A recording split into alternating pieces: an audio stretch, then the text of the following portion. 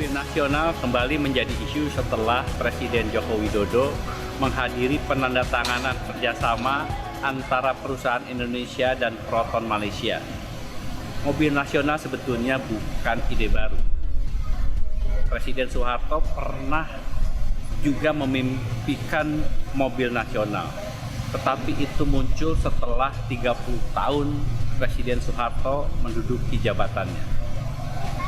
Jokowi hanya butuh 3 bulan untuk muncul dengan ide mobil nasional. Tidak ada yang salah sebetulnya dengan cita-cita sebuah bangsa untuk memiliki mobil nasional. Tetapi mobil nasional itu bukan hanya sekedar slogan, tetapi memang harus berangkat dari sebuah konsep yang mendalam, di mana sebuah negara harus mempunyai rancang bangun yang jelas bagaimana mobil nasional itu dikembangkan. Bahkan kemudian kita membutuhkan orang-orang yang punya kemampuan di bidang teknologi agar memungkinkan kita betul-betul menciptakan yang namanya mobil nasional. Mobil sama dengan produk teknologi yang lain memang membutuhkan keahlian khusus. Tidak mungkin kita mampu membangun mobil nasional tanpa memiliki ahli metalurgi yang memadai. Kita bisa belajar dari kasusnya Jerman. Mengapa Jerman setelah Perang Dunia Kedua dan kalah di Perang Dunia Kedua mampu membangun sebuah industri yang maju, termasuk membangun industri otomotifnya? Itu disebabkan karena mereka menguasai betul metalurgi sehingga mesin, blok mesin mampu mereka hasilkan. Bahkan kemudian pengembangannya bisa dilakukan dengan begitu maju dan Jerman menjadi salah satu negara terkemuka di produk otomotif.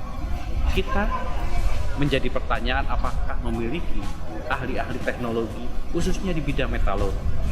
Harus kita katakan jumlah ahli metalurgi kita sangat terbatas. Itulah yang membuat mengapa neraca transaksi berjalan kita selalu menjadi negatif ketika ingin mendorong pertumbuhan ekonomi. Karena kita tidak mempunyai industri dasar yang memungkinkan kita menghasilkan produk mesin untuk industri.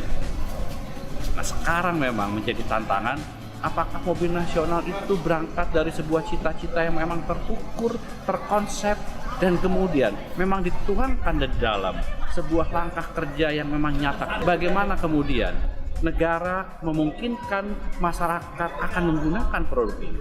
Karena pada akhirnya mobil nasional itu harus mampu dipakai oleh masyarakat kita dan itu akan dimanfaatkan oleh seluruh bangsa menjadi kebanggaan nasional. Tanpa itu, maka mobil nasional hanya sebuah utopia. Apakah kali ini kita juga sedang berutopia?